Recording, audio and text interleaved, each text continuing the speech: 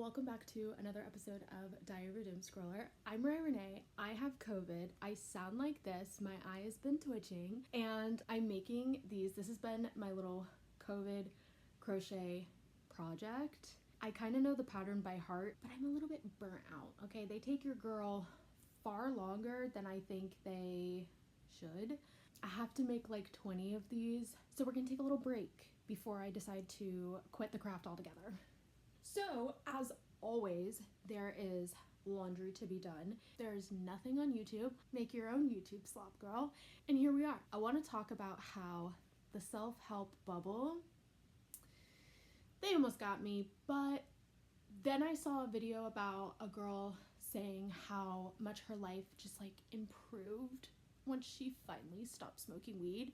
And I was like, oh, this is not good for me. I don't need to be here. That doesn't serve me. Side note, I have gotten dressed and I feel cute.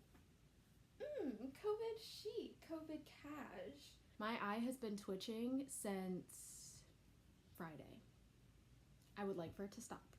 Okay, so let's first kind of talk about what sort of got me in the self-help bubble, sort of the pipeline that I think I took to kind of find myself in this you need to change every single thing about yourself bubble, and then we'll discuss how I sort of got out of it. So I would say that I am a pretty mindful person. I like to introspect a lot.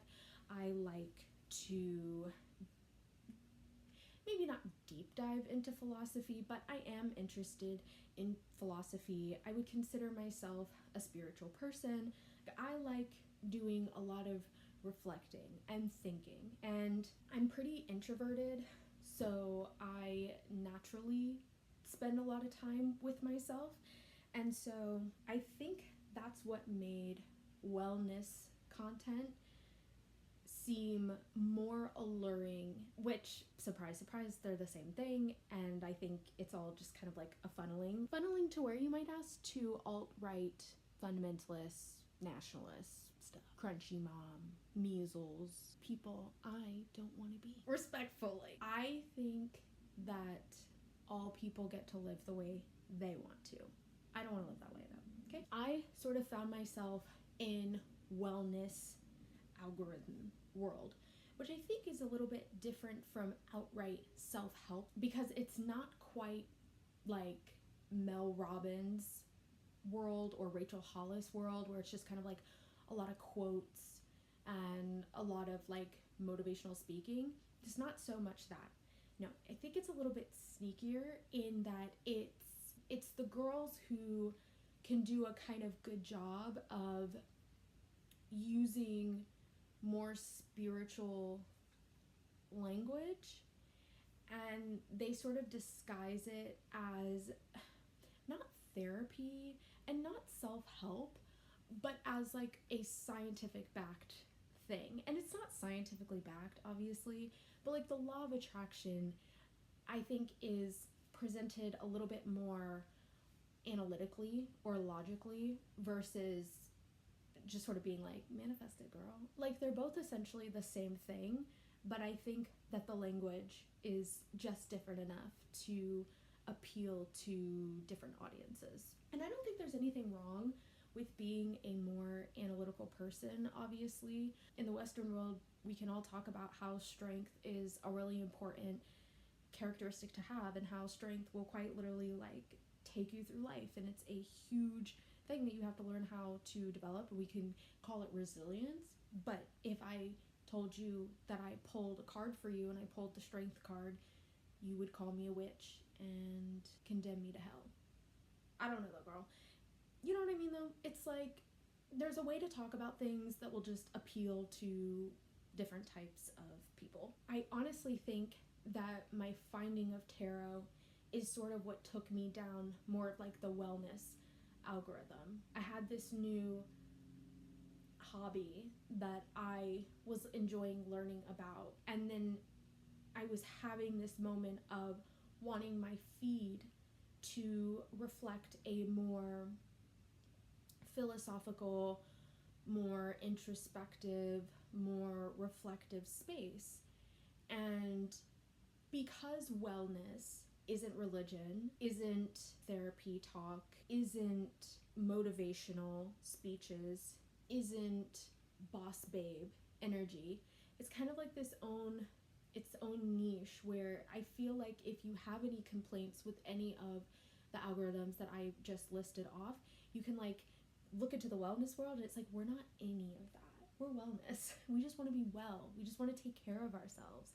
Okay, cool. And then they have words like divine feminine and divine masculine. And you're like, oh, okay, that's kind of cool, because like I do really take into account energy, and I am attracted to obviously balanced people, but I find myself really attracted to feminine energy, especially like when men can get in touch with their feminine energy. I'm like, Slay, you are a balanced king. I love it, right? And when they can talk about it, but then the more you go into it, the more you're like, oh, you mean like divine patriarchy, babe. You mean like you think that I should be in the kitchen having babies because that's all you believe the divine feminine to be able to do. Her, I'm out. It's like, yeah, that's not me, girl. Like, I do believe in the principles of masculine and feminine energies, but only as a way to express that there's always two ends of every spectrum, and we're supposed to be experiencing the in-between to flow. Not because I believe that it's just in a man's nature to be authoritarian. Seemingly also in a man's nature to start hitting his family during football season, because we actually see domestic violence rise about 35%.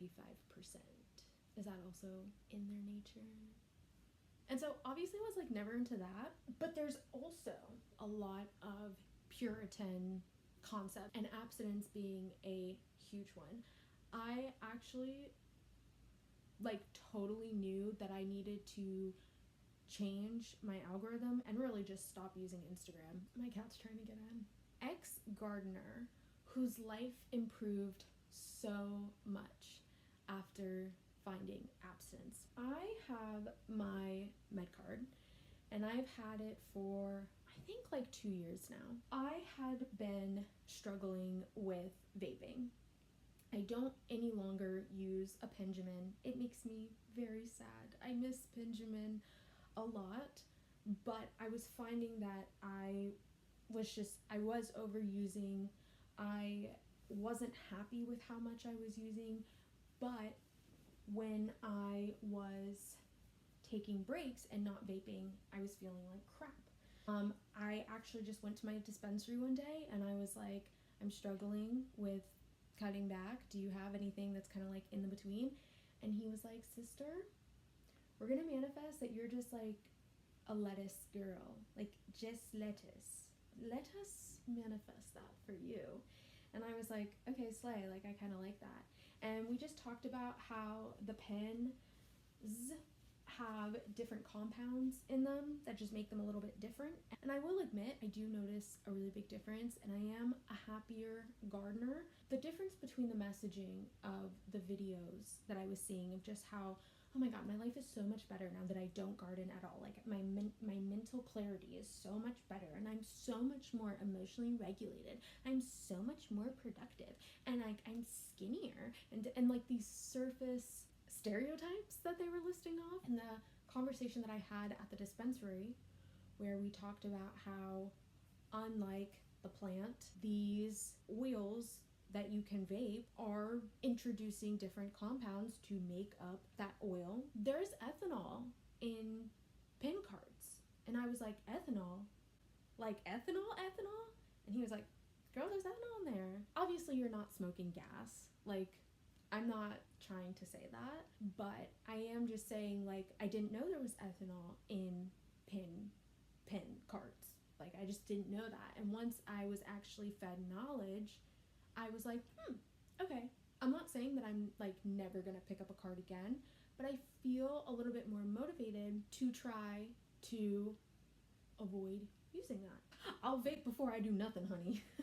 But I think another reason why the sort of Puritan push was what was sort of my step out is that gardening is already something that deals with so much stigma. All of the stereotypes that these girls were using and saying that their life was so much better with, it's like, okay, I'm not going to take that experience away from you. I don't think that you're wrong, but as someone who has my personal reasons, symptom management is like a real part of life. If you went to the doctor and you were prescribed any type of pill, that pill never fixes anything. It's always symptom management. If you had anything else other than ouid, the world praises you for helping yourself and for getting the help that you need. But the second you do something that's just different, that has a rich importance in Black spaces, you are demonized and told that you're not doing what's right for you, that you're harming yourself, that you are depreciating in value, and that you should just have nothing over doing that thing. And as a neurodivergent person, girl, y'all didn't like me when I didn't smoke. Like, y'all didn't like me. Y'all didn't like... You didn't want to be around me, and some of that's on you, but I will admit, like, yeah, weed makes me a little bit of a better person, girl. I'm a little more chill, and now I like me, and I like what I'm doing for myself, and I like that I'm no longer trialing the 10th medication that is not working for me and creating horrible side effects, and now that's not right either, and I should just have nothing. I should just continue raw dogging life, even though that wasn't working for me. Make it make sense. Like, that's what really got me. Oh, okay, so like in all of these spaces, including in the wellness space, the game is that you will forever seek the right answer, because every answer that you find, you will be told that it is not right, so that you will forever be seeking the right answer. So that even when weed, by the way, look how good I look. I'm supposed to be back in the gym, but the COVID, I'm trying to work on the biceps. The fact that some men would tell me that I'm disgusting and not welcome in the gym. I'm coming after all y'all today. I'm sick of the culture we are living in, okay? And maybe weed wasn't helping that girl. I don't know her story. I don't know who she is. But she has no business telling me that because it worked for her, it's gonna work for me. Because she don't know me. She don't know my story. So why is she prescribing something on a very, very large general scale, you know? Yes, if you smoke weed every day, you will develop some type of dependence because it's part of your routine. Absolutely. It becomes a part of what you do. Absolutely. But in a world of all of the things that I could be taking, Strattera didn't help. Prozac didn't help. Lithium came with so many negative side effects that I could not outweigh them. Lexapro didn't help. Trazodone didn't help. And like there's like 4 others that I took that I just cannot remember the names of. One gave me ataxia, one gave me insomnia. Like, bro, it didn't help. And then my mom finally pushed me and said, I think you would benefit from a med card. And I went and I got one and I benefit. So what did I start actually consuming instead? I started consuming other people who garden, and then I found a large link of people who were happy with their gardening experience were neurodivergent. It seemed like they were using it more responsibly, they were using it more intentionally, and moving on with their days. And that encouraged me to start being a little more intentional with my bowls. And so now, if I smoke a bowl, I know that I'm going to do some form of work afterward. Why do you think we're folding laundry? How do you think I edit videos? How do you think I film videos? How do you think I cook dinner? How do you think I get this house clean?